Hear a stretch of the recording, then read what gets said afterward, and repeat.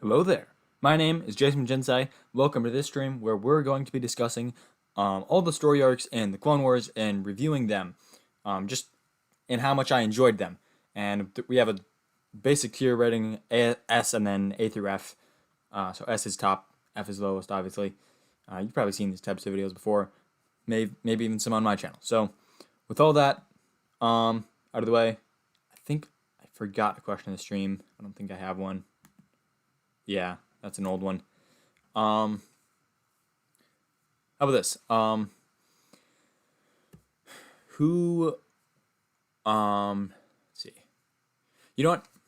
I'll throw one out randomly as I'm reviewing one of the story arcs. Maybe if I'm like, ooh, I know. Okay. So if I'm forgetting something, like if I forget like a character name, I'll ask who that is, and then if you get it right. Obviously, I won't be able to verify if you get it right if you say it midstream, but yeah, okay, that's the plan. All right, so without further ado, let's get on with reviewing all the Bad Batch stuff. No, not Bad Batch. Clone Wars. All the Clone Wars stuff. Bad Batch is on here, I think. Yeah, should be here somewhere. Okay, so let's start off with the second battle of Geonosis. Okay, so I like this one. I think this includes uh, I think this includes Ahsoka, like, and Barriss with Geonosian brainworms. I don't see that anywhere else here. If it doesn't, I'll change it accordingly. Because that arc I didn't really like that much, or I should say that episode. Maybe it was 2 episodes. I don't remember. That whole storyline, I didn't like that as much. I'm not a big fan of brainworms controlling people. I don't know. It's just weird. And I know there is some like real world precedent for that type of stuff, but there's not that much. But overall, I thought it was really good. I like that they get split up. It adds for some tension. The banter is pretty good. I like Ki-Adi-Mundi and Ahsoka and Anakin all trying to see how many droids they could kill. The second part where they actually invade the palace with Luminar and Anakin, and then Barriss and Ahsoka. That was cool, kind of developing that friendship, which pays off later in a big way, which I'll discuss later. I'm sure you know what I'm talking about. I'm gonna say overall B tier. It was good, but it's not like it's not some of these top ones that we'll get to later. Real quick, I'm gonna change that color. All right. Next up, we have Ahsoka's journey. And by the way, I don't know what order these are in. I'm not sure. It looks like alphabetical, except for the second Battle of Geonosis. Maybe it's Battle of Geonosis is what they did it on. Anyways, Ahsoka's journey. This is like with Trace and Rafa. A lot of people really don't like this one. I think the big problem with this one is it comes during season 7. So you've got Bad Batch, which is a pretty good clone arc about the clones. Clones are not my favorite part of Star Wars, but I can recognize Clone Wars is for the clones. So this is a good arc for the Clone Wars. And then it ends with the Battle of Mandalore, or the Siege of Mandalore. It's really a battle. It's not a siege. Come on, guys. Get better names. Anyways, yeah, whatever. It's the Siege of Mandalore, and then afterwards, Order 66. That is all, like, super good. And this was just kind of in the middle, and I think that's the big reason why people didn't like it as much. Even then, it's not the best. It drags on for quite a while. They might do some more stuff with it later. They brought Trace and Rafa into Bad Batch, but it seems like that was just a cameo and it's not anything significant, which kind of just makes this arc less good because it's not as important. I'm going to say D tier for this one. Not good, but it wasn't terrible. Ambush. So this is it's actually just one episode, I believe, where, oh, you know, they might include some other stuff in here too. Yeah, they totally do. Okay, that brings it down a bit. So Ambush, the episode, first episode of the Clone Wars, it's really good. Just the way it sets up what the Clone Wars is about, and kind of the style of the show, it's very well done. The animation isn't that good. They didn't have like a super long story arc, so we can't go into detail as much. But for a first episode, it's really good. Much better than you would expect when you look at a lot of the early seasons. It's not quite as good. So yeah, I say this is good, probably like an A tier on its own. But I think this is supposed to include the Toydaria. Who is it? Bail Organa and Jar Jar have to negotiate, or they try to negotiate some relief aid for the what are they called? I want to say Ryloth. So they're the Twi'leks. The Twi'leks and Ryloth, who are under the reign of the Separatists and really struggling with all that. So it's not bad. It's just not the most interesting. And does this have the Ryloth is something separate though? So I don't know. This is where it gets tricky when there's long story arcs like this and it's not clear in this tier list thing. I'm gonna say B tier again. It's good, but it's not like one of the great ones. And I might change things around as I refine my list. All right, next up we have Assassin. As far as I know, this is a 1-episode arc. And this is when Ahsoka has a vision of Padme getting assassinated. And so she goes off to save Padme, basically. You know, it's Aurra Sing assassinating. So yeah, I mean, it was good. I like how it resolves with Ahsoka is like about to be taken out by Aurra Sing, and she like falls over because she gets hit in the arm, and then Padme pulls out a blaster and shoots Aurra Sing. That's pretty cool because Padme is a good shot. It's just no one would expect it. So I'm gonna say C tier for this one. It wasn't that good. Not that much happened, but it was entertaining, I guess.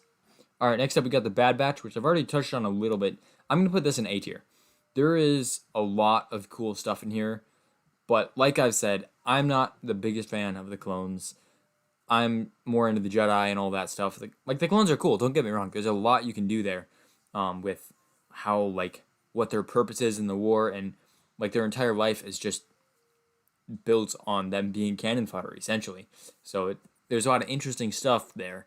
But I still like the Jedi more because I just like that, like, more fantasy, more philosophical.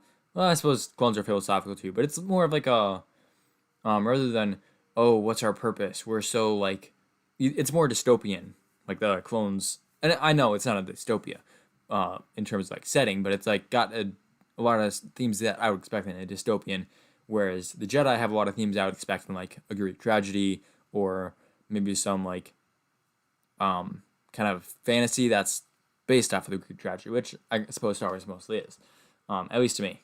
There's also a lot of sci-fi in there, some Western, all that stuff. There's a lot of inspiration in Star Wars, but I'm moving that one around. But yeah, the clones are like the backbone of the Clone Wars, and so I think it's only right that they get a great 4-episode story arc in the last season, which is good. And then of course the characters are cool. They're bringing them in for Bad Batch.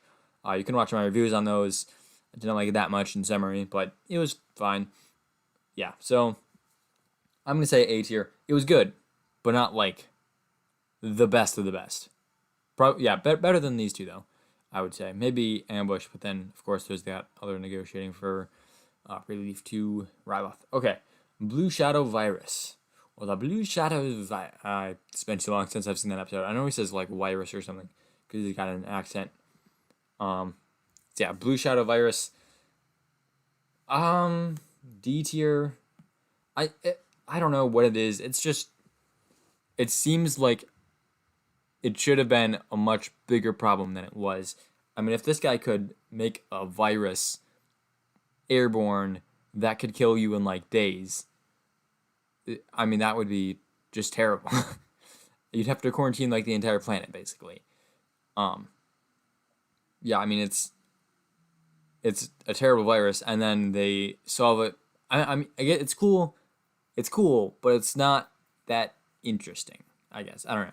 And the other thing is, it's like so obvious that Ahsoka and Padme have something going on, which I know Obi-Wan knew, but it's like more than just Obi-Wan should have known. So yeah, I don't know.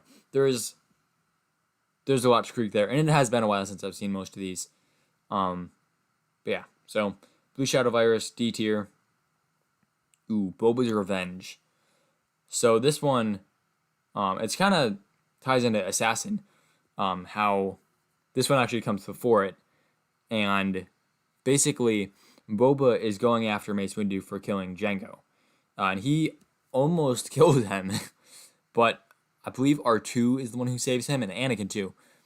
He basically lays a bomb, and it blows up. It's not like he does anything through like sheer skill, but the fact that he's able to take on Mace Windu, or not take him on, almost take out Mace Windu, is pretty incredible. But then R2, I think it flies away and gets help or something. I don't remember. Yeah, it was good, but yeah, I don't know. I'm gonna say C tier for this one as well. There's also I believe it's one episode after that where Boba and Aura they stop at Hondo's pirate like gang area, and Ahsoka and Plo Koon go and they try to capture Aura Singh, and I don't remember if they do. I know it ends up with Hondo getting Slave One, which is super cool, and we see that in a later story arc. That I like that, just a cool detail, because Hondo totally stealing that ship. Oh my, such a good move. All right. Next up, we have Bounty Hunters, which is not very specific, but I think. Okay, yeah, this looks like the one where. So they crash land on a planet and they find a small village, and basically there's a bunch of bounty hunters they're defending the farmers from pirates, and basically the Anakin, Obi-Wan, and Ahsoka are like, why don't we train them and then we don't have to stay here and they can defend themselves. And it's kind of a trope that's not uncommon in Star Wars. We even see it in The Mandalorian. Get an episode about that in The Mandalorian. Yeah, it's not like an uncommon trope, but it's not super common either. But yeah, I don't know. It wasn't done super well. I do really like one line though in this, and so basically they fight off the pirates, and of course it's Hondo's pirates, because who else would they do? Why would they bring in anyone other than Hondo? He's just the best of them. Okay, so Hondo, they like beat off all his pirates. I mean, he could keep fighting, but he decides not to. And he stands on top of this cliff overlooking the town, and he's got like his ship and the sun behind him, and it's like this very epic shot, and he yells, "This business venture is no longer profitable," and then he runs away. It's great. Like that's like the best scene in like I mean I can't say Star Wars, I can't even say Clone Wars. I can say that episode. That's not that impressive though. I don't know. It's a good scene. I'll end with that. It's not that good of a plot overall though. I'm gonna put it in C tier, which is kind of weird how I have like my Jedi looting clones in B tier, my clones and Bad Batch are in A tier. I've got my bounty hunters in C tier, and then my I guess Blue Shadow Virus isn't that associated with Ahsoka's journey, but I think it's interesting that all the bounty hunter ones are in C tier as of right now. All right, Battle of Christophsis.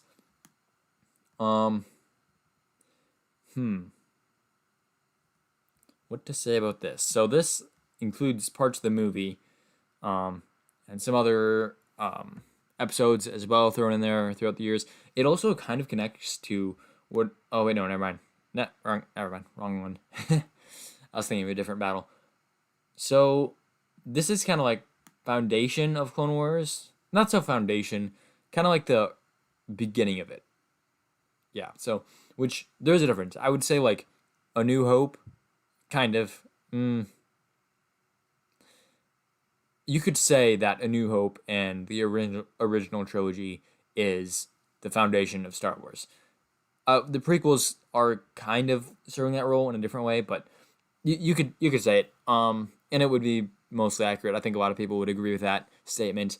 But it's not just that they're at the beginning, because I don't see this as the foundation of the Clone Wars. I see it more as just like one of the earlier story arcs.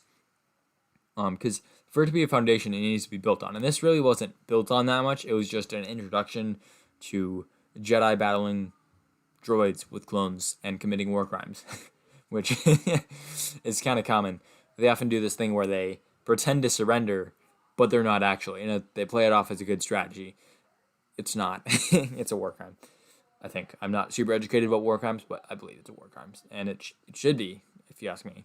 I mean, if you can surrender but not actually mean it, and then bomb the people you try to surrender or pull off a sneaky mission while you're trying to surrender. That's just it's unfair. I hate to say unfair because it is war, so it's, I mean, do what you have to, right? But at the same time, no one's gonna trust you if you do surrender, though. So you're not just you might not be hurting your cause. You might win more victories that way than you lose men, but you're gonna be like throwing away lives. So I believe that's the rationale behind it being a war crime, and even if it's not a war crime, I think it's not a good strategy. Sorry, Obi-Wan, but yeah, please don't, please don't do that. It's one of those things of the Clone Wars that I'm just like, oh well, they tried their best, I think. All right, next up we have the Citadel, which I like this one. This comes later in the Clone Wars, so it's just more streamlined. I'm gonna say A tier for this. It's one of those parts where Ahsoka gets a lot of development. And I don't even know what it is about this episode, but she just seems to, I guess, go up in a step of understanding. And I mean, I don't know, just be a little bit more mature afterwards. We also see the what we thought for a long time was the death of Echo. He comes back later in the Bad Batch, but yeah, he essentially dies. He has the death scene, even though he doesn't technically die. Yeah, so it had a lot of cool things about it, or sad things, some cool things. The planet is really cool. It's a lava-ish planet, but it's not Mustafar. It's different, and I like things like that, where it's like Jakku is kind of like this. It's sandy like Tatooine, but it's like a much finer sand. At least in that area. I'm sure Tatooine has areas like that too. Now that I think about it, and then you have like, what's a better example than that?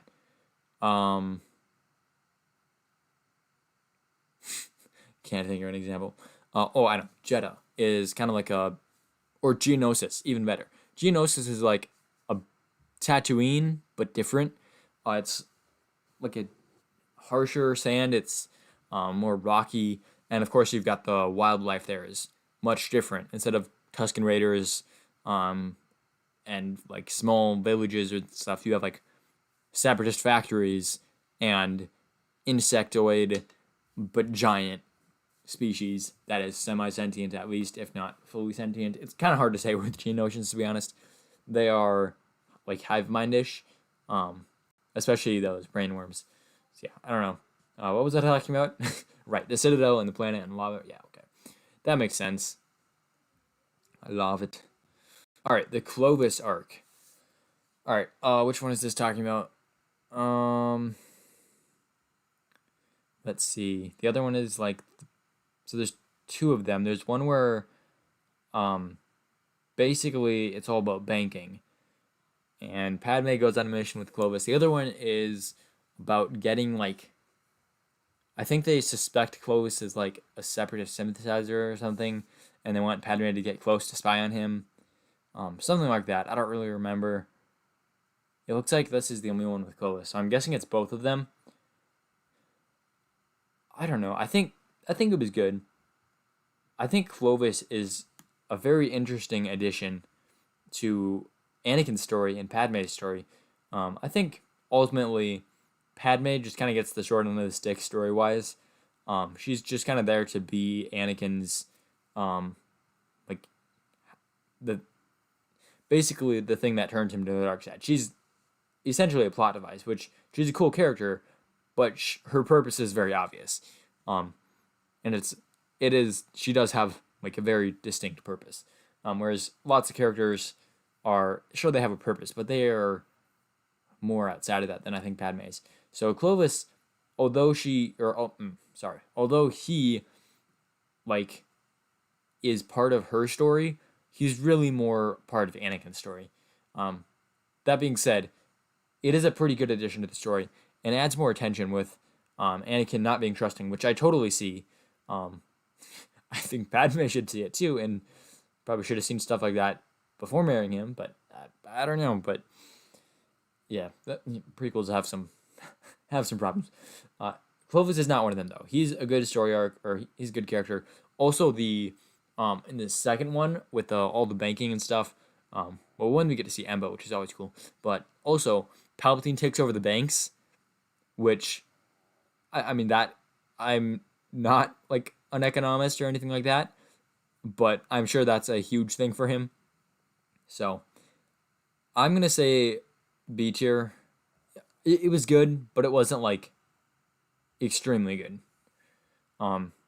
Yeah, that, and it's been a while since I've seen that one, so I don't know. All right, here we get one of the better ones. Immediately I'm gonna put this one in S tier. This is Conspiracy.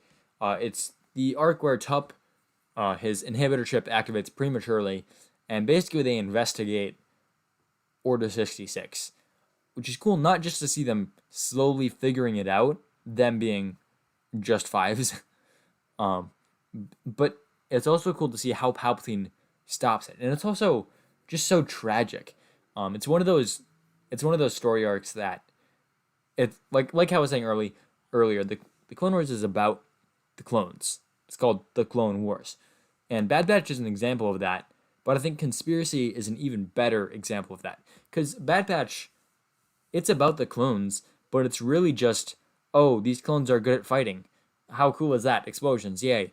And I know there is deeper than that. There's friendship, there's loyalty, all that stuff. But in Conspiracy, it goes so much deeper. It goes into the purpose of the clones, and it goes into like they are bred by Sidious to fight a war so he can get power and control the galaxy and do whatever he wants. Like, that is their entire, like, that's why they were made.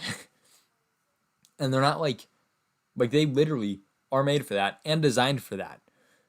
So yeah, I mean, there's this one line in Clone Wars Season 7 where I don't remember exactly what it is, but Rex says, like, the clones have mixed feelings about the war.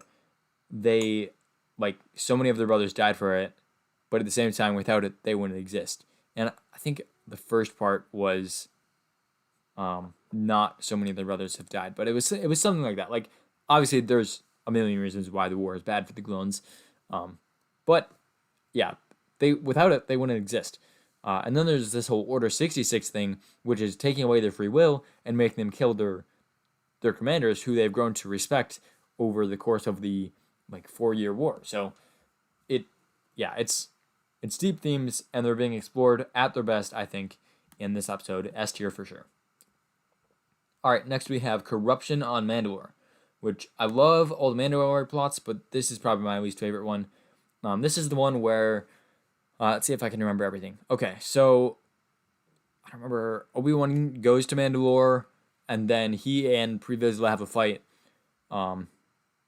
Yeah, so they fight. They figure out, oh, the Death Watch are back, Mandalorians are back. This is a problem. Let's get. Oh, and then there's also something about neutrality with Mandalore is being questioned, and they need to defend their rights and stuff like that. Because apparently, if you're in the Republic, and there's this, I suppose it's a civil war. See, I've always thought of it as like a war, but it's a civil war. Never mind, this makes sense. So it's a civil. Okay, here's what I was gonna say, and you guys might have heard this before too. But it's a war. There's planets like Mandalore that are just neutral. What does that mean? That means there's the Republic, and they're fighting a war, but this one part of it is like, nah, I don't want to fight. It's like if the U.S. got in a war with, I don't know who, but like, let's say all of Europe or something. I don't know, or just England and France or something. Anyways, they get in a war, and California's like, yeah, we don't want to do that. We're not going to do it. It's like, well, no, you can't do that. But now that I think about it more, it's a civil war. So it's like, say like half the northern states and half the southern states get in a war, but then like a couple of them are like, yeah, we don't really want to fight. We don't want to kill for no reason. Let's just sit out of this one. I think that makes more sense, which is something I hadn't thought of before. So I thought it was cool when you have those thoughts. Like, oh, that actually does make sense. Then it makes sense, and it's always great when stories make sense. So yeah, Corruption on Mandalore. I'm gonna put it in C tier. It's good. High C tier, not quite B tier though. It's good. It's interesting. Anyways, as I was going over the plot, so Satele Shan is being brought off to the Republic, and essentially it gets attacked by separatists. And there's a spy among them, and they have to deal with that. There's also, I'll talk about that in a second. Then they get to Coruscant, and I don't know if this is 1 or 2 episodes, but they basically have to convince the Republic that some guy's message is fake, and that Mandalore should stay neutral, or whatever. Is like they don't need intervention from the Republic, which is an interesting theme that comes up quite a lot in Clone Wars, actually, with planets being like, okay, listen, like, we're struggling, but we don't want your help because it's going to be an occupation, which is kind of a sad place to be in as a society. Yeah, it's interesting. So then there's also another part, and I think this is still part of this arc. Yeah, it must be, where Ahsoka goes to Mandalore, and she trains like a bunch of younger people to kind of just be good leaders. And I don't know why they chose Ahsoka. It's kind of weird on deeper reflection. Anyways, so basically they have to stop some corrupt like smugglers from smuggling and stuff. And that's where it ends for now. We cut back to Mandalore later, or not cut back. We return to Mandalore later, and it's really good plot lines, but we'll get to those later. All right, next we have Crisis on Naboo. Ooh, this one is good. Let's go B tier for this one. Okay, so this one starts with Obi-Wan Kenobi getting killed, and Anakin and all the Jedi are mourning his death, and then we cut to Obi-Wan like in like a hospital room, and he's up and he's like, "How was my funeral?" And it's a pretty confusing scene because we don't know what the plan is, but we soon figure out Obi-Wan is going undercover as a bounty hunter to try and figure out what's going on with a couple bounty hunters. The main one being, what is his name? Marvolo Vizao or something. I don't remember. He's not really that important, to be honest. He's not the best. Anyways, or Morello, yeah, whatever. I don't remember what it is. Yeah, if you know the arc, you know who I'm talking about. So basically, Obi-Wan goes undercover in prison, is there when Cad Bane and, again, don't know the guy's name, I'll call him Marvello. I don't know if that's his name. How about Marvello Gaunt or something? I don't know. So basically, those two are escaping, and Kenobi's like, by the way, he's disguised as the guy who killed him. Also, he has a voice changer, which is a spider that he swallowed, and it's creepy, and yeah, that always disturbed me. But anyways, he sneaks out, and they just have this whole, like, 4-story arc mission. Actually, it's 3-episode mission of them getting to Sereno, where Count Dooku has a whole bunch of bounty hunters, and they are, like, trying to figure out who's the best so he can have a whole bunch of people on a mission. My least favorite part about this is actually the testing. Like, it looks cool, it seems cool, but you think about it, and it's like, well, what are they actually testing you on? The first one. So there's a bunch of pillars going up, and a bunch of gas starts coming out of the like floor and stuff. And they're like, you have to escape. So how do they escape? They go into the gas and down through a hole. So what like skills is that teaching or like testing them for? I mean, suicide, like ingenuity, taking risks. I feel like that's not the kind of people you want to hire. Could be just me, but I don't know. Yeah, and then there is some other ones. I know one of them was like testing your agility. It had like burning shock like pokers on the end of like, you know, those things like they have in cartoons all the time that like pop out of the wall and then you have to step on them and it's like try and get your way up with the right timing. Yeah, they have those. There was another one that was sniping, but only one person could do it, and it's like, okay, yeah, but it was, yeah.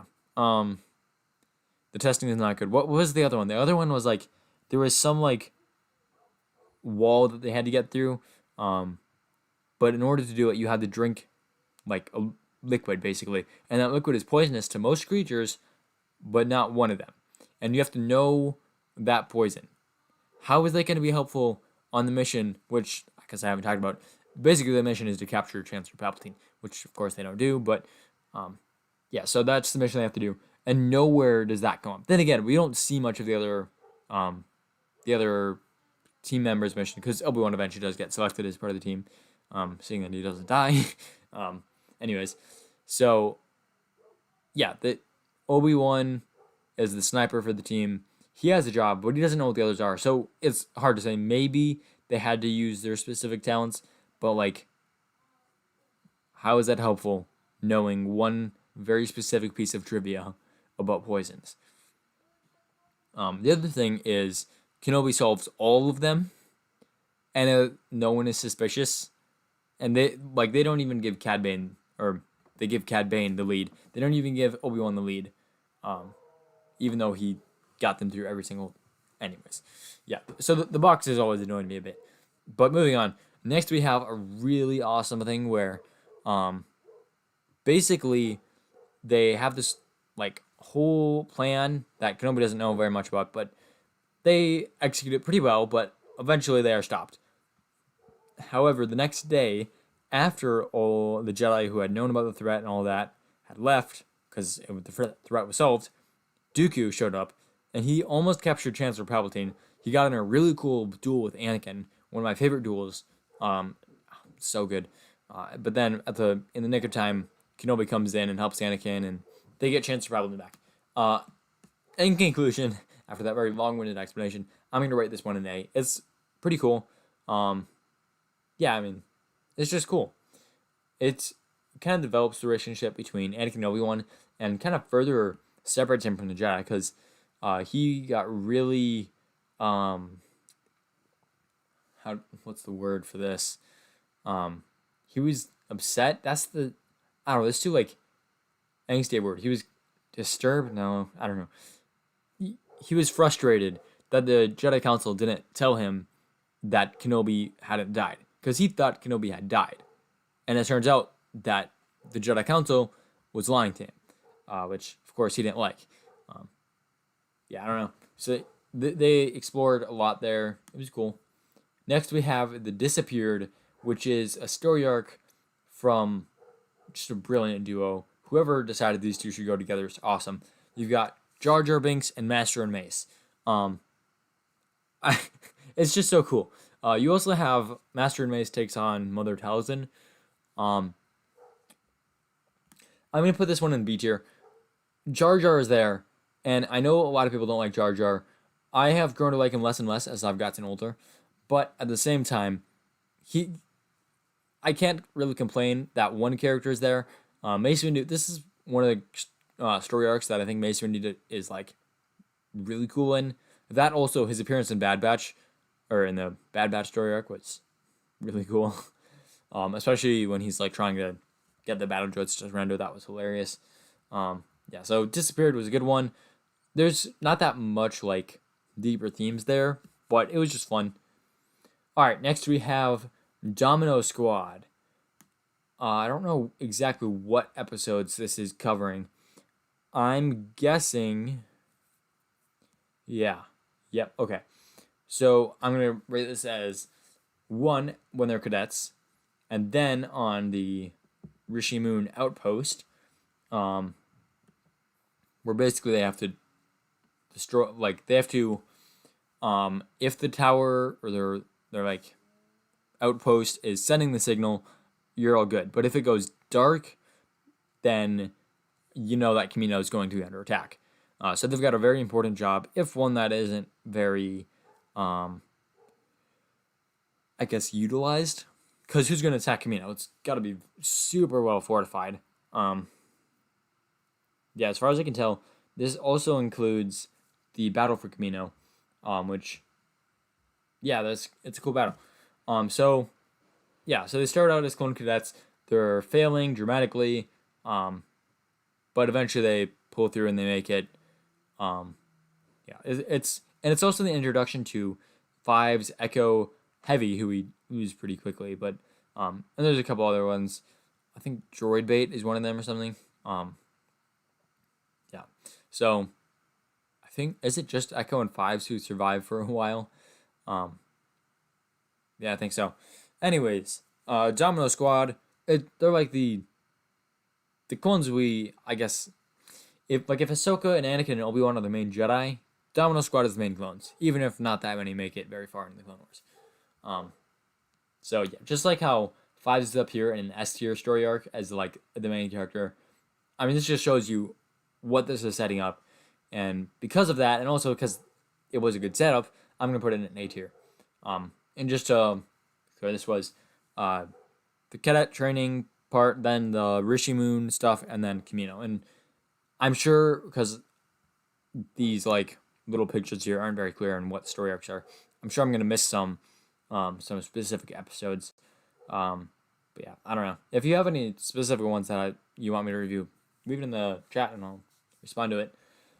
Okay. Next we have Dooku Captured, which I can't remember how this happens, but basically Dooku gets stranded on a moon, or maybe it's a planet. I don't remember. Basically he's stranded there, and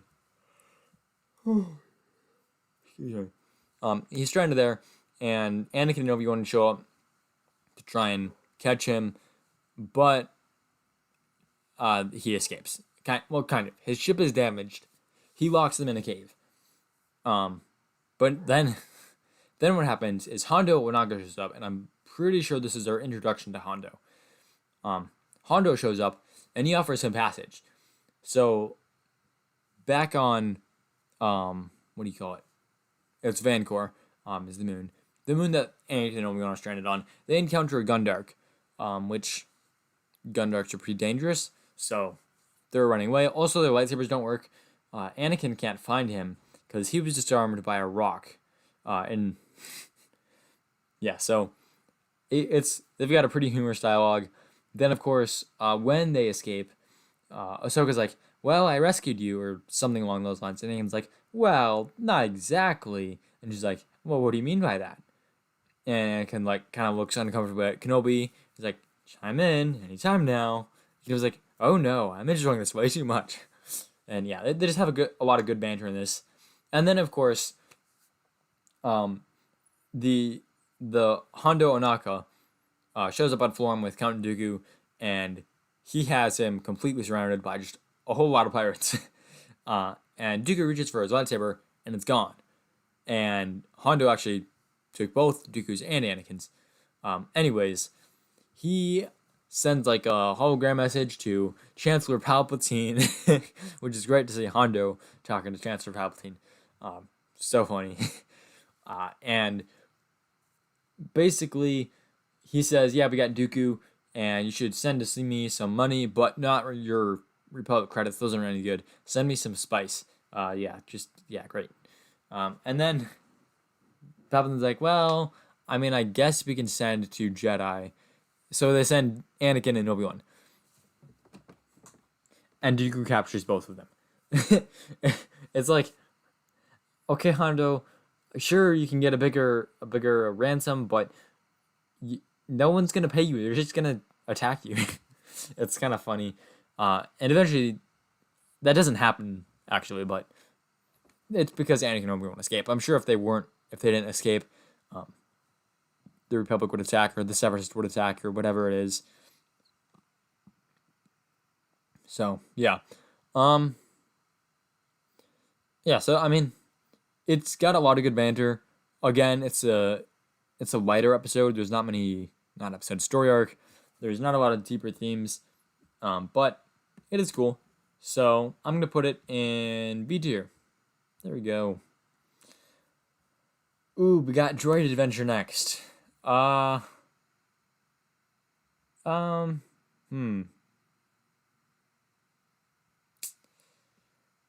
gonna do. I'm debating between E and F, to be honest. This one I didn't really like that much. So let's see if I can even remember what happens. I'm gonna put it in F tier for now. So it starts out with Wolf and the Wolf Pack clones, and they're on a planet, and they're helping like evacuees or refugees or something like that. There's like earthquakes and stuff, and basically, C-3PO and R2-D2 fall into a hole, and end up saving the planet's ecosystem from underground with magic. it, it's a bit confusing. And of course, C-3PO and R2-D2, great duo, very comedic, but I don't know. It seemed silly to me. Which I know it's Star Wars, it's made for kids, but I'm rating it, not the kids rating it. So I'm gonna say it seems silly to me, and just be honest about that. Next, what happens is they are on their way back, and the best part of the story arc, Grievous attacks the ship, and then of course C-3PO and R2-D2 run away, and they crash land on a planet, and I believe there's like a bunch of tiny, like really small people, and then there's also like a hologram of a giant, what is it, pit droid? Yeah, I don't even remember. It was like, but it's exactly what it says, Droid Adventure. Just a weird thing. All right, next we have another similar one, Droid Squad or D Squad. So this one is similar in that there's droids, and that's like the main part of the episode is the droids. But it's not that one.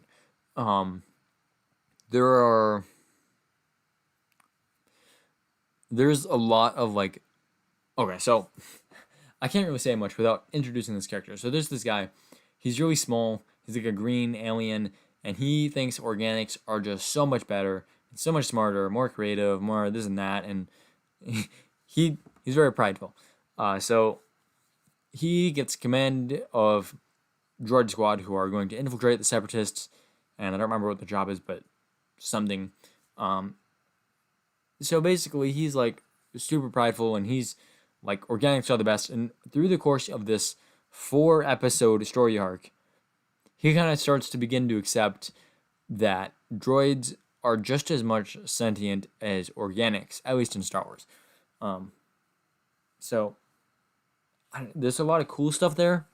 There's also Gregor, a commando clone who was really cool. I mean, he's a clone of Commando, so what else can he be? Yeah, that was cool. But it's the problem is it's 4 episodes long, and it maybe should have been like 2, maybe 3. So it's good. It's just a bit long. I'm gonna say C tier. Yeah, and I know a lot of people.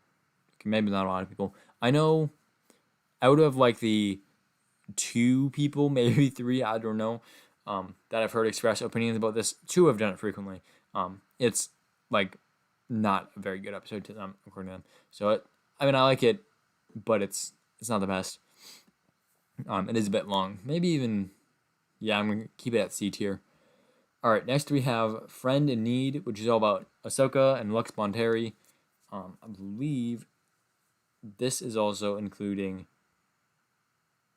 Yeah, I don't see that one anywhere. Okay, so this story arc is in 2 parts. Excuse me. So it's in 2 parts. The first one, I don't know how separated they are. The first one, basically, Padme meets with her former friend and senator, who is now part of the Separatist Alliance. And Ahsoka comes with, and it's Mina Bonteri, is Padme's friend, and Mina Bonteri has a son named Lux Bonteri, and I don't remember what exactly happened, like, action-wise, but I know, actually I do. So both, through their coordination, Padme and the Separatist Senator are both proposing peace talks in their respective Senate. So the Senate of the Separatists and the Senate of the Republic. They're both trying to get peace, and basically the Separatists are like, or I should say the people who really ruling the Separatists, that being like Grievous, Dooku, Palpatine, ultimately, they don't want the war to stop. So they literally send like a secret force of droids to bomb the Republic, which is, it's a cool plotline. Yeah, and it has been a while since I've seen this, but I know another thing is it sets up Lux and Ahsoka kind of having a bit of an attachment. All right. So as for a rating for this, I think it was pretty good. Let's go B tier. Yeah, I don't remember this one as well, but it was good.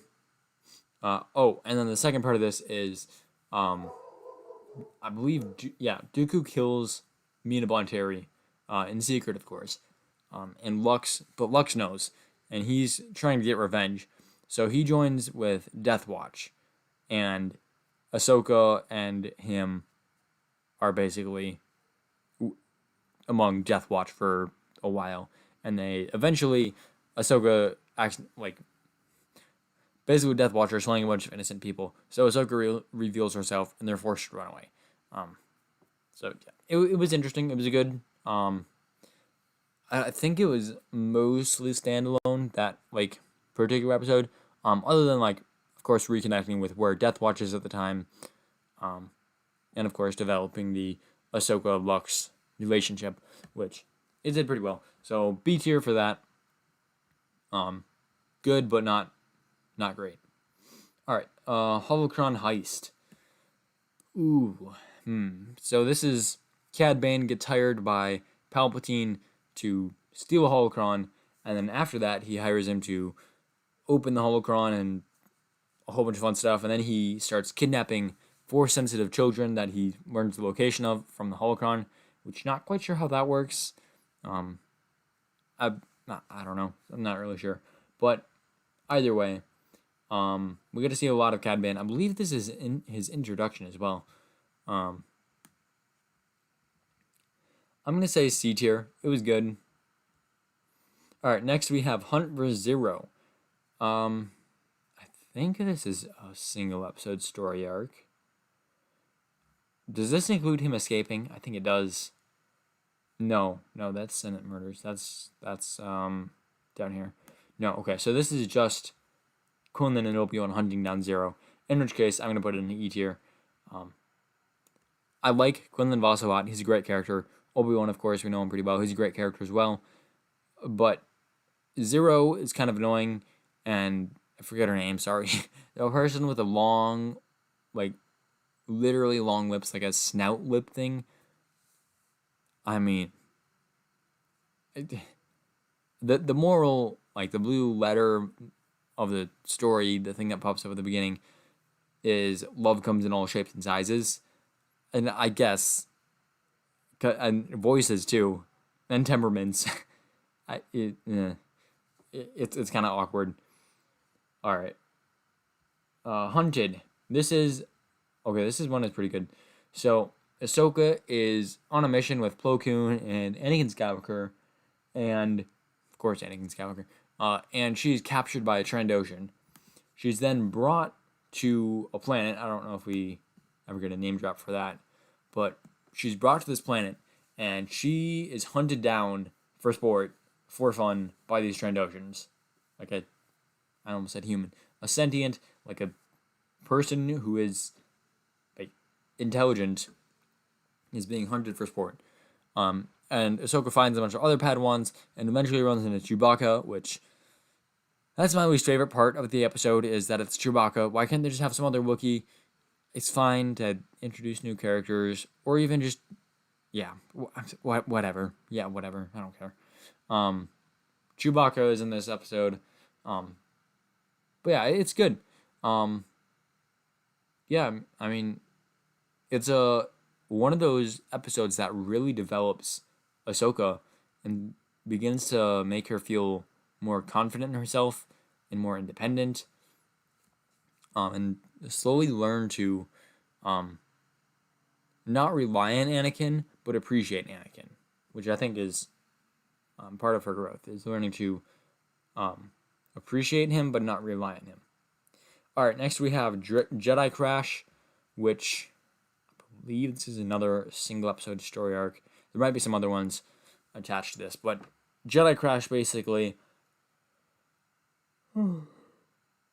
So, Anakin's starfighter's damaged, they jump to hyperspace or something, and they end up crashing on a planet with Irish lemur pacifists. So basically there's a separatist. They're testing a new weapon that is supposed to only destroy organics, and they're testing it on a group of like pacifist villagers of a unrecognizable or unknown species. And the whole idea is you guys need to like care about the war. It's your responsibility to care about like the Republic itself. You are part of the Republic, so it's your responsible. And it, I don't know. The other idea is, as a Jedi, it's Anakin and the rest's responsibility to protect the Irish Lunar pacifists. So yeah, I don't know, it was a good episode. Not the best, but I'd say it's C tier. Yeah, C tier is pretty good for that. All right. All right. I've got a lot on the C tier, so I'm actually gonna move Hunt for Zero down to F tier, Ahsoka's Journey, and Blue Shadow Virus to E tier, and then maybe a bunch of C tiers down to D tier. Starting with Jedi Crash. Let's D tier. Holocron Heist. That can stay there. Droid Squad is gonna stay there. Corruption of Mandalore is gonna stay there. Battle of Christophs is gonna move down. Boba's Revenge and Assassin can move down. Okay, that's a bit more balanced. Still waited for B's and A's, but it's pretty good. All right, Lair of Grievous. Speaking of being weighted towards B's, or maybe A's. Ooh, it's good. I like this one. Do we have it separate from? Okay, so right before this, there was an episode where Ahsoka takes on Ventress, and Luminar is there too, and it basically leads to this one. I don't see it anymore. Have I done that already? I haven't. Okay, so this is going to be part of that one. And do they have Jar Jar and Padme? Because that one leads right to the Ahsoka and Ventress one. Doesn't look like they do. Okay, so to summarize what exactly happens in the episodes and the ones leading up to it. So, Newt Gunray is captured through Padme and Ahsoka and a Rhodian senator as well, or maybe former senator, I don't remember. So, sorry for yawning so much. Okay, so they capture Newt Gunray, but then Ventress is sent to recapture Newt Gunray, basically free him.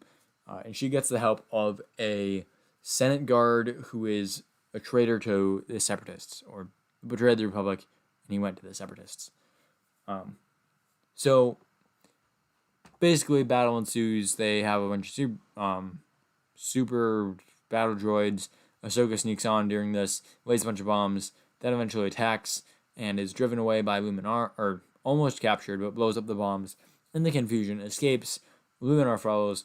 Ahsoka follows shortly after, and that's when the guard who's a traitor strikes, and he takes out all the clones and frees Newt Gunray. So yeah, it was pretty good.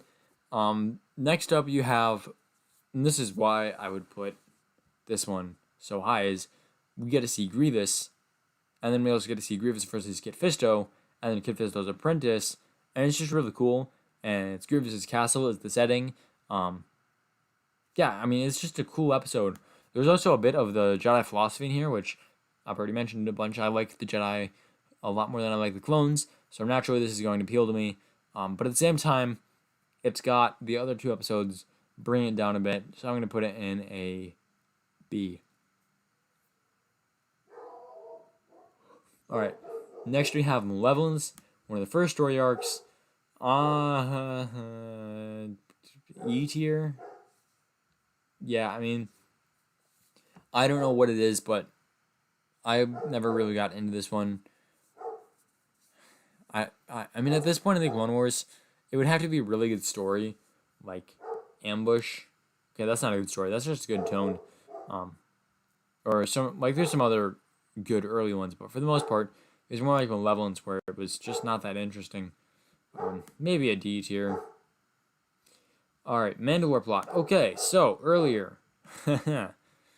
I was doing where is it?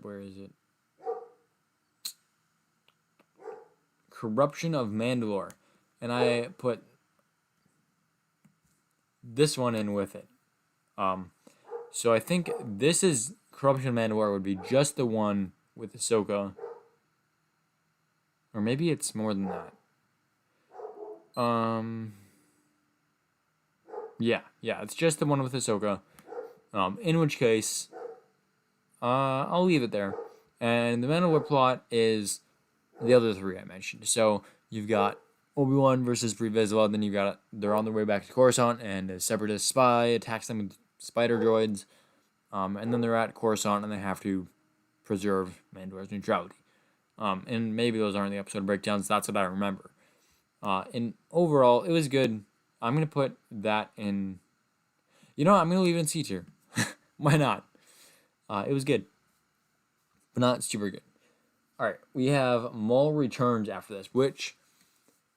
Okay. You know what? I'm going to do it. So, I have done... So, Maul Returns. This is a big thing in Star Wars.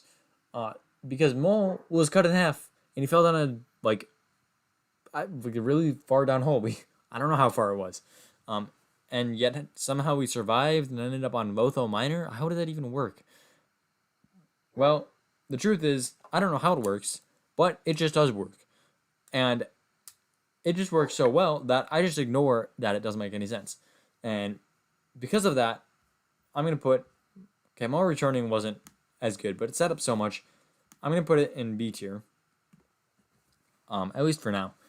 I suppose there's all of, like, Savage hunting him, too. That was cool. What else do I have in A tier? Is it as good as the A tier stuff? I don't think it is. I'm going to put some other stuff in A tier with Maul, but for now I'm going to leave it in B tier.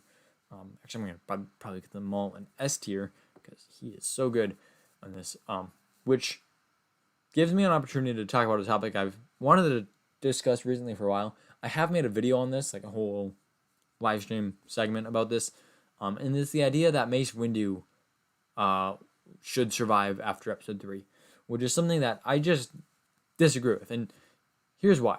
So, for one, we see him pretty clearly die in Revenge of the Sith in episode 3. I mean, he gets shocked. He gets force pushed out a window. His hand was cut off just a second ago. Sure, he could survive getting thrown out a window from that height. Just land on a speeder. He could survive getting shocked by force lightning like that. He even grunts as he gets thrown on the window. He could, obviously, he can survive getting the hand chopped off. We see lightsabers chop limbs off all the time. And people survive if, I guess, with an expensive treatment. I don't even know. They lose the battle, I guess. Or in Mace Windu's case, is distracted to the point where he can be shocked by torrents of force lightning and then thrown out a window. So yeah, I think he's pretty clearly dead. Not by the force lightning, not by the cut off hand, and he could have survived the fall, but because of the other two, I mean, I don't think he was able to focus enough. That out of the way, it doesn't matter if logically he could. And if you talk enough, one thing if you talk enough with someone of the opposing side who wants Windu to come back, something a lot of them bring up is that Maul survived, which to me is where the conversation shifts from just kind of, oh, I think he could have survived because of this, I think he couldn't have survived because of this, which you can come to a resolution there, but most likely you're just going to be like, he grunted as he went out the window, he's still alive. And then me going, yeah, but then he fell, and it's like, well, Jedi's can fall, and I do think I'm right, but at the same time, I know I'm biased, and other people think they're right, so I don't know. I don't know who's right, because I'm not an impartial judge, I have an opinion. It's an opinion based on facts, but it's still an opinion. However, where it becomes more useful, and you can begin to ask the question, not can Windu survive, but should he survive? That's where I think it becomes interesting. Because Maul should be dead. He got cut in half, fell down on the giant pit. Like, there's no logical way he should survive, in the same way there's no logical way Mace Windu should survive. Perhaps even less for him. It's debatable, but either way, he should be dead, and yet he isn't. But it works. Why does it work? The main thing is all of his story arcs after that are really well done. His return, I put in B tier. I maybe should have put it higher. Everything else about him is like everything after the Phantom Menace for him, other than his appearance in Solo is a bit cringy. But everything after that, other than that I can think of off the top of my head, is B tier or better. And that's kind of a generic rating, but you get the point. It is really good storytelling. It's honestly better than most Star Wars. So it just works that way. But the other reason, and this is the Mace Windu has a lot of cool stories. Mostly with Boba Fett, some with Vader, even Sidious, I guess. Two reasons. I'll start with this one real quick, just to get out of the way. If Windu survived, I think he would join the rebellion, and we would have heard of him or seen of him. And sure, he could have died really quickly, but I think he would have lasted longer than that and become a really good general for the rebellion, and he isn't there. So I just don't think he would be. I don't think it makes sense for him to survive, considering that he's not in the rebellion. Or maybe he's off in another rebel cell, and we see him in like, I just don't think it makes sense to me. That he wouldn't join the rebellion and wouldn't survive, and we wouldn't hear of him. Anyways, the biggest reason for me is the same reason I think that it's just a terrible idea to bring Palpatine back in The Rise of Skywalker, which, here's the thing. A lot of people like to say, oh, Maul came back, so we can bring Windu back. But you could argue the same thing for Palpatine. And yet, I don't know if this is like I doubt it's like a universal opinion, but it's a pretty common one I would expect. And based on just talking to Star Wars fans and stuff, I think it's a pretty common opinion that Palpatine coming back in The Rise of Skywalker was not a good idea. And the big reason for that is because his death was significant. Maul's death was necessary. If he had survived, that would imply that Kenobi lost, or maybe that Maul escaped. But if Maul escaped, that means he ran away from Kenobi, which he wouldn't do. The only reason he lost is because of his pride, which obviously he can't run away because of his pride. Maybe he could run away because of his fear, but then how would he take on two Jedi? Anyways, you get the picture. Like, there's no way it can happen. Maul kind of has to die. I guess Kenobi could run away, but if Kenobi runs away, what's Maul going to do? He's going to go take out Padme, and we can't be having that. So, yeah. I mean, George was kind of stuck in a corner. So Maul gets cut down, and he falls down this shaft, and like, that is what you would assume to be the end of him, but he comes back. And we're all like, okay, fine, that's great, because Maul wasn't that, like, he looked cool in The Phantom Menace, but he didn't really do much. So now we get to see what he really does, and it's awesome. Palpatine, on the other hand, what does his death do? He is basically, like, the big bad of the entire first 6 movies. He's manipulating things from the first episode all the way through episode 3, and then a little bit in 4, 5, and 6. Mostly at that time, he's just kind of like trying to become all powerful. Not so much manipulating as just self-improving and researching and all that. Anyways, that's a minor thing. Basically, the idea is his death is so significant for Anakin, for Luke, for the entire rebellion, for the Empire, for all of it. So him coming back, it doesn't ruin it. Vader still saved his son, but he didn't save the galaxy. He just postponed. Sure, he brought peace to the galaxy for a little bit, but he didn't. And yeah, I don't expect them to have him bring peace to it forever. But the fact that Palpatine comes back after Anakin made that sacrifice is just so, like, dishonorable to Anakin. It's terrible. So now let's look at Windu. How does he fit in all this? What does his death accomplish? I would argue his death is perhaps just as important as Palpatine's. Blanked on his name for a second. So Windu dies as the choice Anakin made to turn to the dark side. Sure, he could survive, and Anakin still would have made that choice, but that's like saying, sure, Palpatine survived, and Anakin still made the choice to save his son and sacrifice himself. Still an honorable choice. It's just now devalued because there's no death. Sorry, but in fiction, oftentimes death implies significance. Kind of weird when you think about it that way.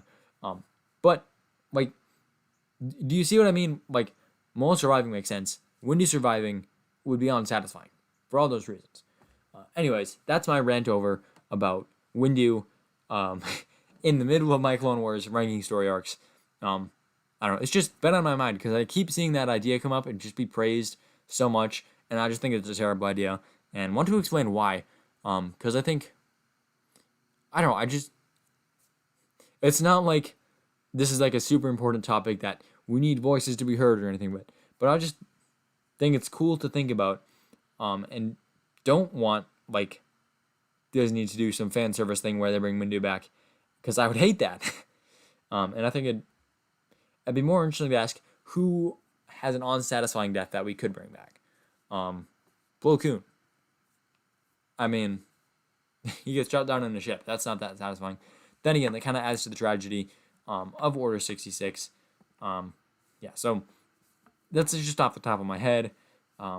There's a lot you could do there, but I just think Windu coming back is a terrible idea. And that's all the reasons why. So, moving on, after that really long tangent, Battle of Moncala. Okay, so this is another one. It's like the Battle of Christophsis, where it's just a classic Clone Wars campaign. You got taking on the Separatists with the Republic. It's a little bit better in my opinion. There's the Corrin and the Moncala and that relationship to explore. There's like Princely Char. Of course, they have to throw in Admiral Akbar. Fine, I get it. You want some cameos. Yeah, I don't know. It's good. It's just not that interesting to me. It goes back to how I like Jedi more than clones. It's really not that I have anything against clones. It's that I have like something against just generic shooting at each other battles versus like lightsabers and force powers. Yeah, I don't know. It just seems so uninteresting to just have shooting lasers at each other compared to laser swords and lifting rocks with your mind. Okay. Mortis Arc. This one is confusing. I'm going to put it in C tier. So, you've got the father, the son, and the daughter, and yet you've got the Jedi standing for light, and they're ultimately proven right in the end of Return of the Jedi, and also their philosophy just makes sense, and also, I mean, I could go into this for a long time. I made a video about this a while ago, called, like, Balance in the Force or something. You can find it, if you go to my channel and then playlists, there should be, like, a What's the Force playlist or something like that. I don't remember exactly what I called it, but that's basically the premise. You'll see it right away. It's the second one there. If you want my full details on why I think that balance in the Force doesn't mean equal light and equal dark. It means like an absence or not an absence, but a controlled darkness. Like the darkness is not controlling you. You're controlling your emotions. Of course, I don't need to get into all that here. I believe it's like a 60-minute video, and that's condensed because I wrote out a script and didn't ramble a lot. So, yeah, so Mortis Arc overall, other than just the themes of it, or not the themes, the symbolism, it's decent. You have the scene, it's really powerful, where Anakin sees what he's going to become, and he turns to the dark side because of it, which, I mean, that's what happens in Revenge of the Sith. He sees a vision of Padme dying, and then causes it. Oh, man, it's so ironic. It's great. This is like why Star Wars. This is like what it means to write Star Wars. Is it's not just like it's not just like a sad scene like in Up. It's a sad scene like at the beginning, and you really feel that sadness. But it's different in Star Wars. It's not like classic sad scenes where it's like, oh, that person's mom died. I feel so sorry for them. It's a tragedy. It's mythical. It's I mean, I can't really say more words than that. Those are just the words I would choose to describe it. It's not just this, like, it has to do with fate. It has to do with destiny. It has to do with these, like, more, I don't know, Grecian mythological themes. I don't know. very interesting to me to think about what makes something more Star Wars and what makes it not. Yeah, so I don't know. Mortis, I think it gets that a little bit. The themes of like mythology and stuff. I think they actually do a better job of it in Rebels, even though it's like, and it's actually because of it. It's because all they have is like a painting, and we know for the Mortis arc who they are. So because of that, like we see the painting, like, oh, that's the Mortis trio, and suddenly we know Ezra and Sabine are looking at something just way beyond them, and it's got this very mythical feeling. Whereas in the Clone Wars, you're face to face. You've got Anakin there, which, yeah, I don't know. Like that one scene is very mythical where he's seeing his fate and is like, "Oh yeah, I don't want to turn to the dark side, so I'm going to turn to the dark side to stop myself." It, yeah, but that's irony. It's a classic like, tragedy. It's great. All right, next we have Night Sisters. Ooh, this is a good one. Okay, so Night Sisters, it actually happens way earlier than I expected. I rewatched Clone Wars, probably my second time seeing it, to be honest. I rewatched it, I don't know, like, I think it was a year and a half ago, and I thought this was, like, way later. No, this is, like, season 3. So Ahsoka's, like, or not Ahsoka, sorry. Ventress is, like, near the beginning of the journey of Clone Wars when Dooku betrays her. And yeah, that event sets into motion so much. It sets into motion that basically Ventress goes back to the Night Sisters in order to, I guess, I don't remember if she goes back to get revenge or she goes back because she doesn't know where else to go, but she goes back there and they end up trying to get revenge on Dooku, and it ends with Dooku like declaring war on Dathomir. Excuse me again. Yeah, so not declaring war. He sends Grievous to go kill Mother Talzin and Ventress and all that. And Ventress, Merrin, who we learned from Jedi Fallen Order, not in the Clone Wars. Ventress, Talzin, and Savage are the only Dathomirian. Oh, I guess there's some Night Brothers too. So Ventress and Talzin and Merrin are the only Night Sisters who survived. Both Talzin and Savage go on to die before the end of the Clone Wars, and Merrin is the only one left. It's just I don't know. I think it's got kind of like what I was talking about with Mortis, where it's kind of like a tragedy, where it's like, you don't control your fate. That was determined by Sidious. He gave a call to Dooku and was like, yeah, I think Ventress is going a bit too powerful. Why don't you get rid of her? And Ventress she has no choice. She's gone. She doesn't have anything she can do. And then, of course, if you added on to this, the rest of Ventress' story, okay, maybe it's not S tier. Put it in A tier. It's still good, but if you added on the rest of Ventress' story, it's good. Like Dark Disciple, it's a really good book. Definitely give that a read if you haven't. And I suppose if you're not into books, read the audiobook. If you're not into those, I guess I don't know what to do. You're missing out. There's a lot of good stories in the books. Okay, next we have Onderon. This is the introduction of Saw Gerrera, and he eventually became the leader of the Partisans, of like a brutal rebel cell. This is it's an interesting strategy that they're employing here. They're basically training the populace to fight the Separatists for them instead of having full-scale wars, which kind of reminds me of, where is it, Bounty Hunters over here. This story arc in C tier where they are training like these they are smaller. They're training these farmers to fight so that they can protect themselves from pirates. Meanwhile, over in this story arc, they're training basically freedom fighters. They're training the rebellion, is really what it is. And it's just very interesting. Lux Monteria is there, giving Ahsoka like a new relationship tension. It's interesting. Like I said, it introduces Saw Gerrera, who we see pop up in Rebels, Rogue One, a couple of books. Yeah,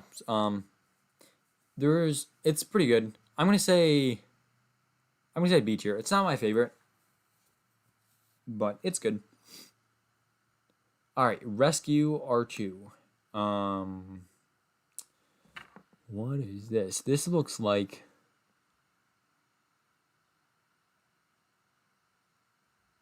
I'm not sure which one this is. Rescue R2.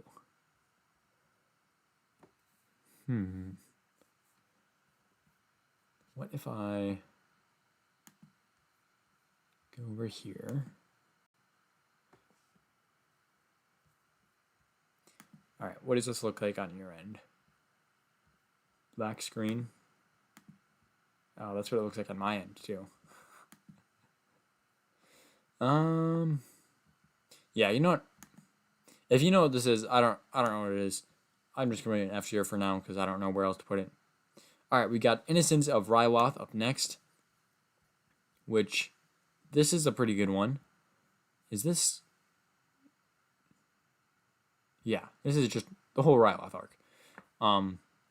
Kind of. So this begs the question. Where is it? Where did I put that? It should be here in Ambush. So Ambush and this one are actually connected.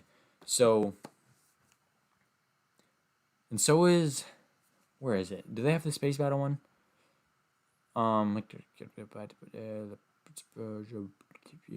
no, they don't. Okay, so the Battle of Ryloth starts with a space battle. And basically, as part of the space battle, they need to get through the blockade to get some supplies to the Twi'lek freedom fighters.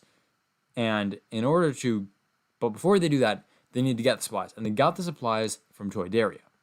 They did this through a negotiation with Bail Organa and Jar Jar Binks. After this negotiation, okay, so this episode takes place, and this isn't in release order, this is chronological. So after this negotiation, where Toydaria, who was previously a neutral system, decides to send Republic aid, they decide, you know what, we're going to hear out your case, and we're going to see if we want to join the Republic. So this one episode spawns the Ambush story arc, which is a one episode story arc, and it also spawns Innocence of Ryloth and the whole Ryloth campaign, because with these supplies, it sets into motion breaking the blockade with that, then breaking the blockade fully, then storming Ryloth and taking some of the cities, and then the final episode where they take the capital. And overall, this arc is just all around good Clone Wars. Again, it's like the Battle of Moncala. It's like the Battle of Christophsis. It's just a classic battle led by Jedi. You know, it's like what I think of when I think of a classic Clone Wars like campaign. It's great. And I'm gonna put it in B tier. I do think it's better than Moncala and better than Christophsis as well. I don't know. There's just something so Clone Wars about this. Like maybe it's this Battle of Moncala. Who are the clones in it? I'm sure Rex was there. I don't remember though. Battle of Christophsis. Who are the clones in it? Rex was there. I know. Cody was there. You have Slick, who betrayed the Republic. That's kind of what he's known for. But we don't really we haven't. Sorry, I can't speak. Don't know English. We haven't met like Domino Squad yet. We haven't met Tup and Jesse and all those other clones who we know from the 501st. However, in Innocence of Ryloth, we meet Wax and Boyle. There's also a couple that go with Windu to storm the capital.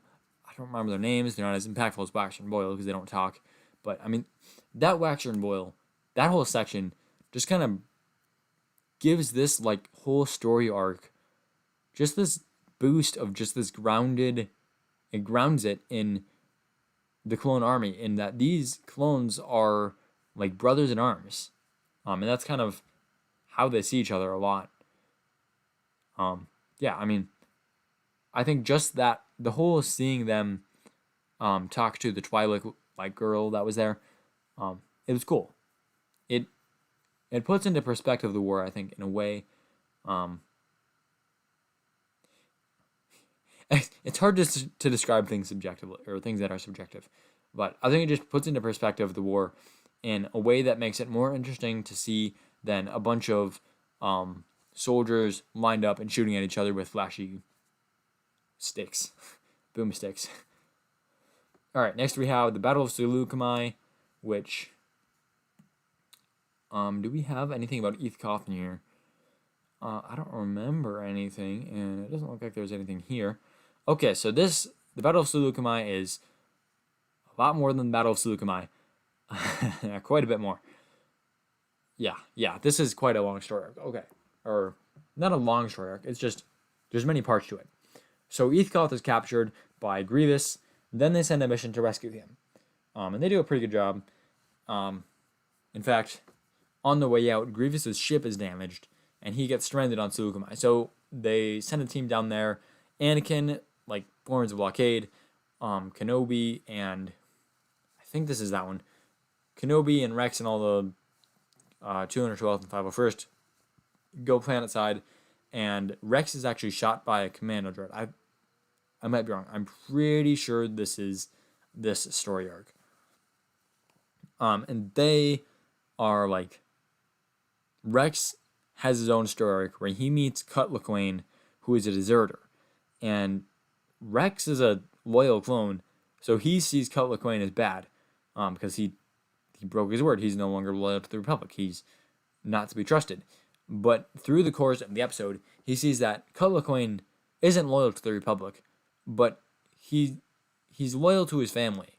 And he sees that there's more to his life than just serving the Republic, who he doesn't even know and who doesn't even care for him.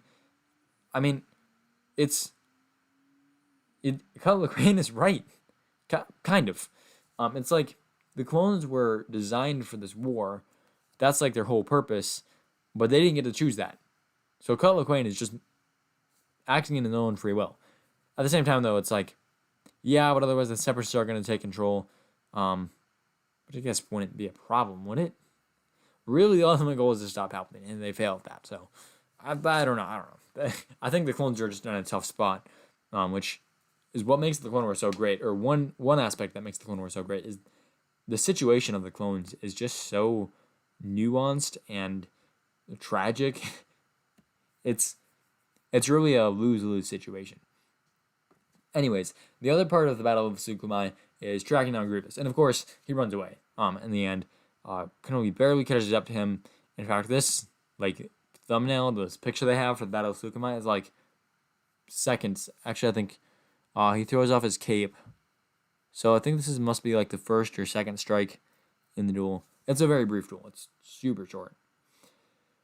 Alright, I only know because I was doing some research for a Kenobi video, so look forward to that. I'm thinking that one's going to come out next week, which more on the upload schedule for a bit later.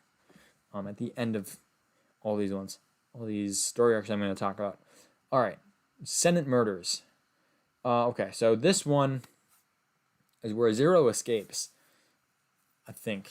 Yeah, he escapes in this one. So, okay, Cad Bane and a whole bunch of other bounty hunters are seeing some, what are they called? IG units? No, assassin droids. IG units are different. Are they different? What's the difference? I don't know. Someone tell me in the comments. Senate murders. Okay, so basically we got a team of those guys. You got a tech guy who's a fish person. You got a weak way guy who's cool, I guess. I don't know. They invade the Senate building, take a bunch of senators hostage, shut down a whole bunch of stuff with their tech guy, and basically say, hey, Chancellor, we got 20 of your senators here. Give us 0 or they'll die. And so they make the transfer. Also, Anakin gets captured. Anakin gave his lightsaber to Padme just before this happened. So she ends up being stuck with it. And Anakin is on the run. And it's just a weird thing. And it's well, how does no one know that Padme and Anakin are together? And that's kind of a problem with Clone Wars. It's kind of funny, to be honest, to me at least. Yeah, I don't know. It's a good episode, I would say. I love seeing like the bounty hunter team work together with all their different skills, but at the same time, it's not a very impactful episode. Like, it's entertaining, but it's not impactful, if that makes sense. And I think that's true of a lot of these episodes. I mean, Conspiracy is impactful, Bad Batch is entertaining, and Citadel is impactful. Crisis on Naboo is somewhat impactful. Domino Squad is a good setup, kind of impactful. Hunted is impactful. Night Sisters is impactful. Return. I mean, these are the top ones. You look more down at C tier. Bounty Hunters, not impactful. Dread Squad, kind of, but it's also long. That's why it's here. It's impactful, I'd say. Holocron Heist, no, not really. Corruption of Mandalore, could be, depending on who you are and like what time. I could hit you right, I'm guessing. I could see this being some people's favorite episode. Mandalore Plot, not really. I guess Obi-Wan having Citadel Sean, that's interesting. Battle of Moncala, definitely not. Mortis, confusing. Senate Murders, yeah, not really that impactful. Maybe even D tier. Oops, didn't mean to click that. D tier. Should it be in D tier? Yeah, I'm gonna put it in D tier. All right, Shadow Warrior. Okay. Trying to remember this one. Okay. As far as I can remember, this is a 1-episode story arc where the Naboo, like, humans and Gungans are threatening to get into war with each other, and they have to go stop it. Somehow, yeah, okay. So, Dooku had a spy, Richelieu, who's a Gungan, and he had some sort of like Sith sorcery magic thing that allowed him to, I believe he was like either controlling the boss, or he was, and that is the boss of the Gungans, or he was like, or he killed him. I don't remember which one, but either way, Jar Jar has to pretend to be Boss Leone. I think that's his name. And yeah, I don't know. It's been a while since I've seen this one, but it was good. There's a pretty cool duel between Anakin and Dooku. That's the main reason I remember it. I'm gonna say D tier, mostly based on the fact that I don't really remember that much of it. All right, next we have the Siege of Mandalore. Yeah, which I think this is where I'm gonna ask the question of the stream, because honestly, it's in my mind for a while. So I'm gonna ask it here. This is probably gonna be a pretty easy one for you, especially C, because you generally get pretty much all of them. But who is how to describe the person without giving it away? All right, you know what? This is gonna be a 3-part question. 2-part question. Okay, so, I thought of a much better question. Okay, so who wielded the Darksaber? Like 3 people who wielded the Darksaber, starting with the guy who's wielding it at the beginning of the Clone Wars, and then the person after that, and then the person after that. And then maybe you could do, just tell me who wielded the Darksaber in like succession. Like, what is the succession? And there is some wiggle room there. There's some gray room for, like, do you have to wield it and be seen on Mandalore? Do you have to like just pick it up once? I mean, there's some like wiggle room there, but as long as you don't say like Mace Windu, Quinlan Voss, Battle Droid B16473992. I mean, just get me pretty much the correct answers, and as long as it makes sense, I'll give you the points. And by the way, for those of you guys whose name does not start and end with a C with nothing in between, you really got to get on these questions of the stream. You're way behind. So anyways, Siege of Mandalore, S tier. Enough said, but I am going to expound on that because I like talking about Star Wars specifically.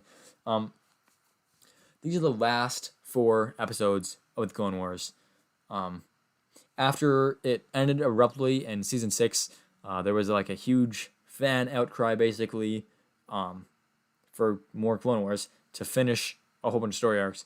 And this is one of the ones they chose to do. Out of 3 story arcs, that's what they chose to do. Although, Ahsoka's journey is here too, so I don't know. And there's a good reason they chose this one. It's super, super good. It's so climactic.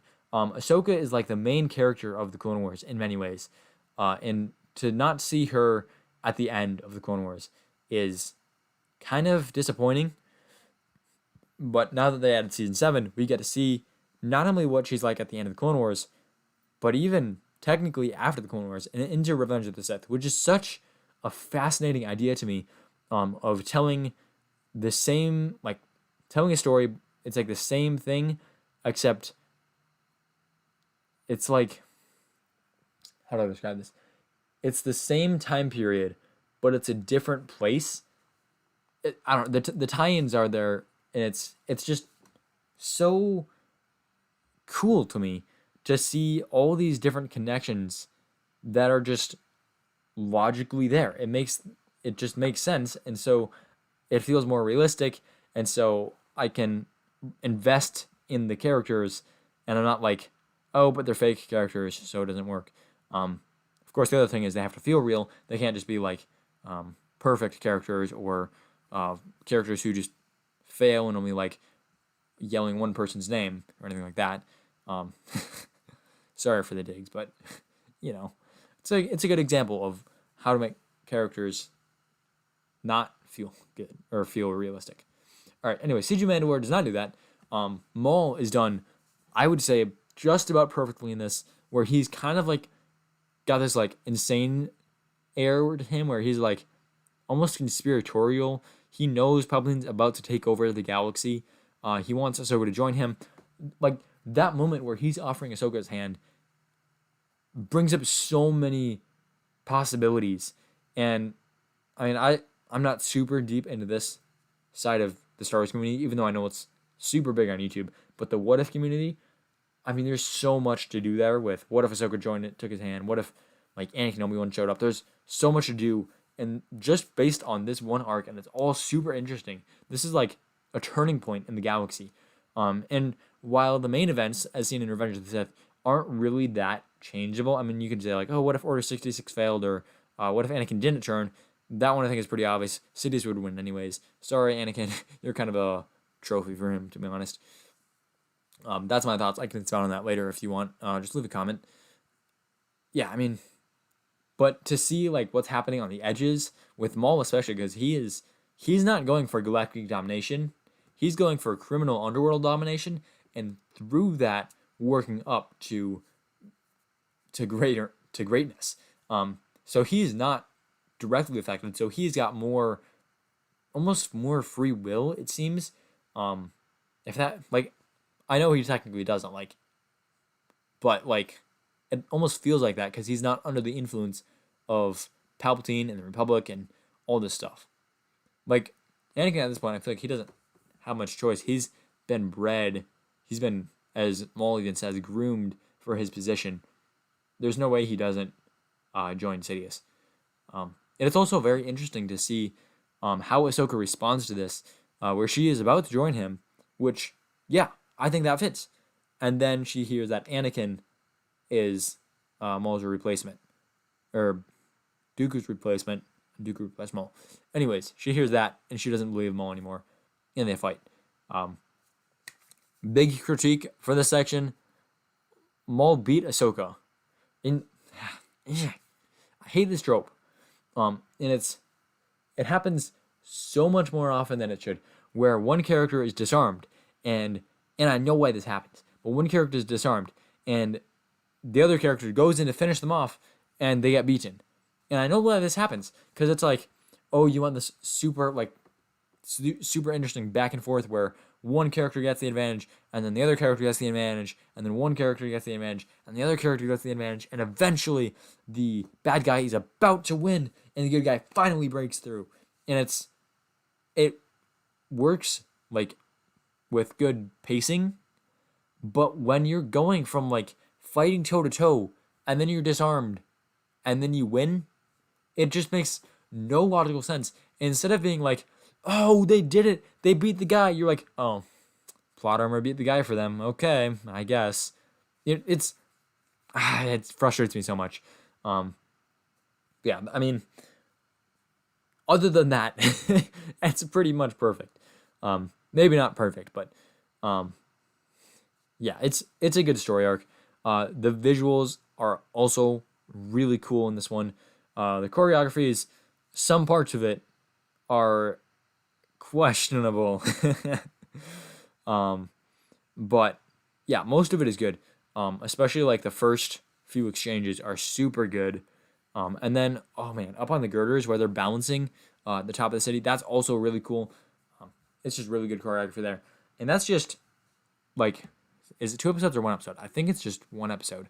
Either way, it's just the first part of the story. They capture Maul, and then they're bringing him back, and that's when Order 66 happens. And I mean, Rex. Oh, Rex. He was warned by Fives. And like right next year we have Conspiracy, the other big one in the Clone Wars. Oh man, Fives, you could have stopped all this. And they painted their helmet to Ahsoka's face, and they're hunting Ahsoka down. Like Ahsoka's fighting her own face.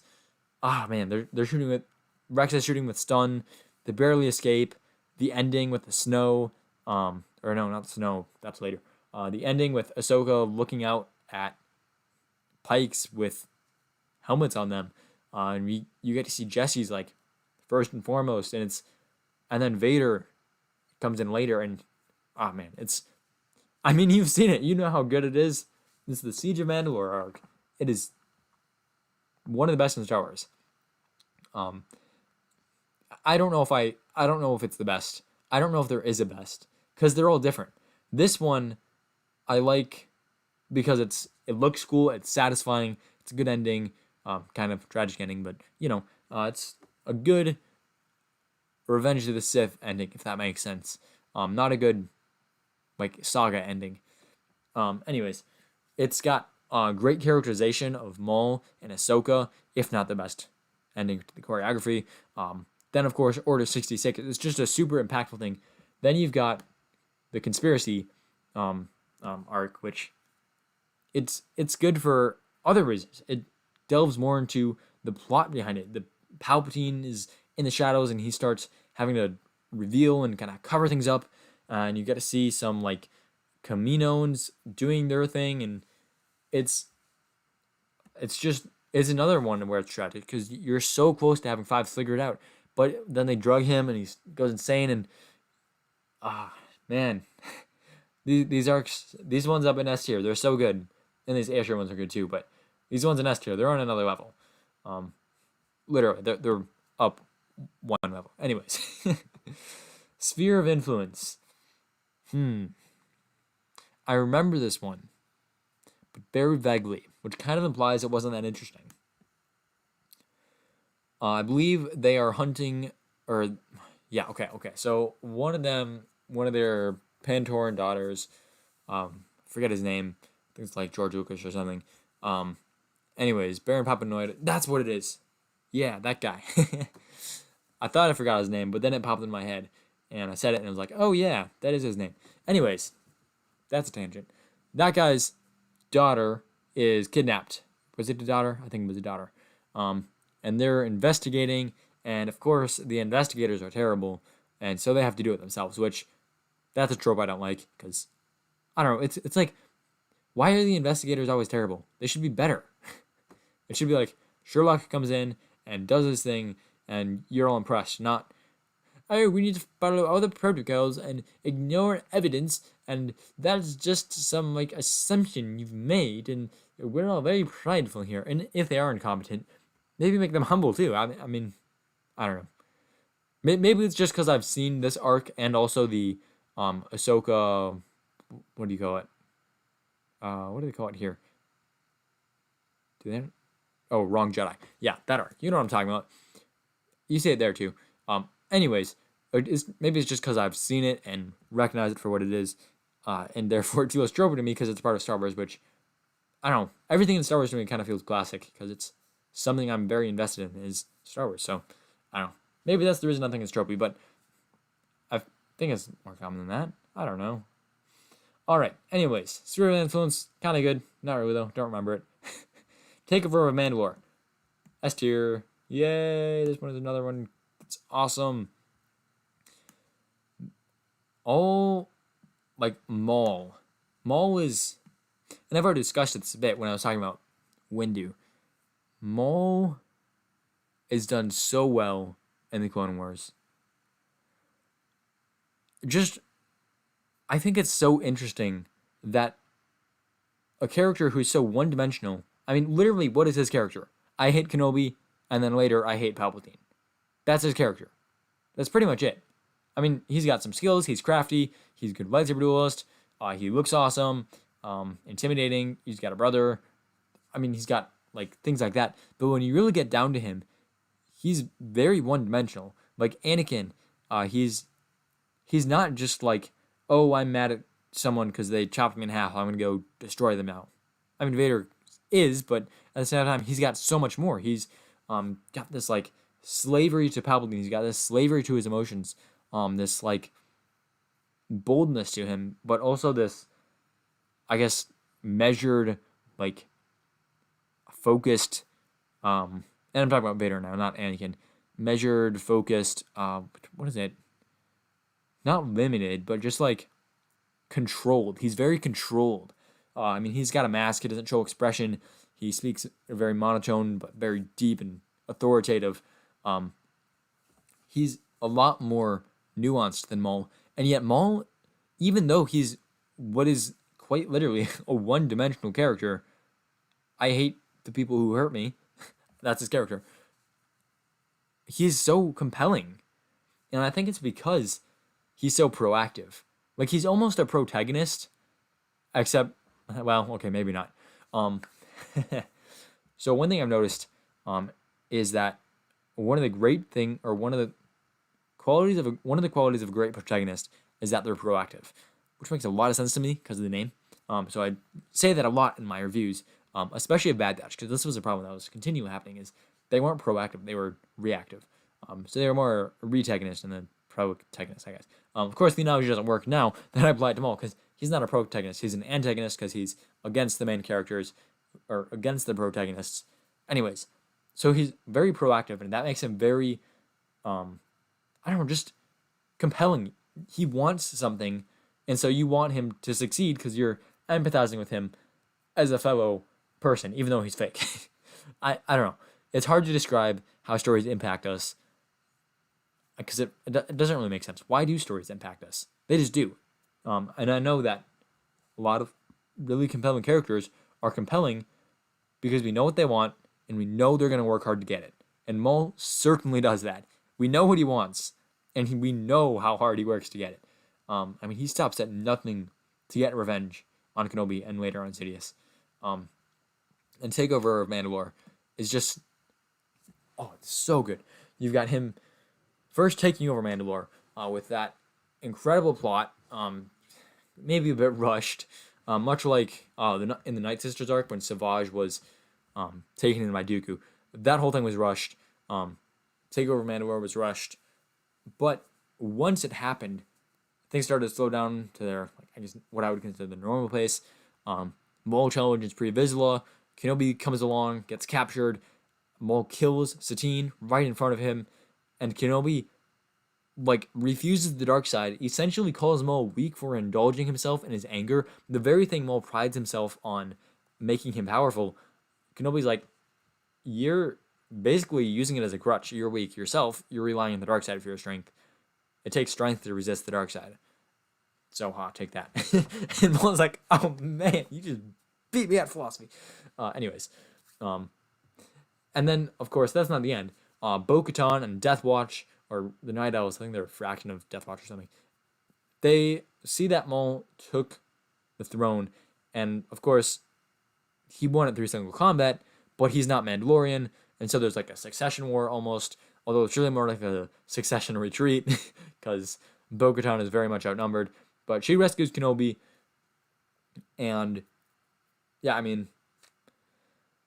that's not the best part, though. The best part is Palpatine shows up, and this is what another thing that makes Maul so moving is that he's proactive. He's striving for his goals, but he is stopped all the time. First by Kenobi, and then now by Sidious. He was about to achieve everything he had hoped for. He had Kenobi. He had killed Satil, or yeah, Satil.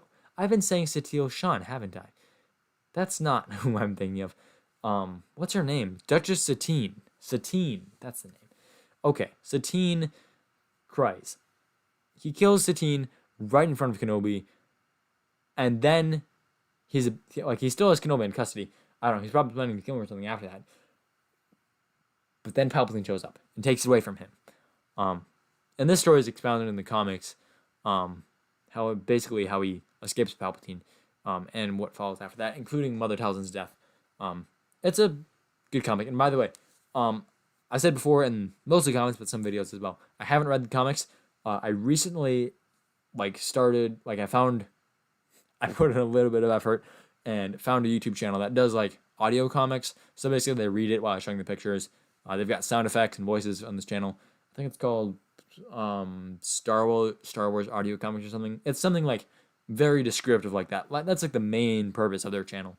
It knows what it's trying to do as a channel, and it does that well. And I appreciate that. I don't think it has all the comics, but I know it has Son of Dathomir, and so I watched that one. That was like the first one that I watched of their channel. And then since then, I've been catching up a bit on the comics. Anyways, I don't like comics that much. Not my favorite style.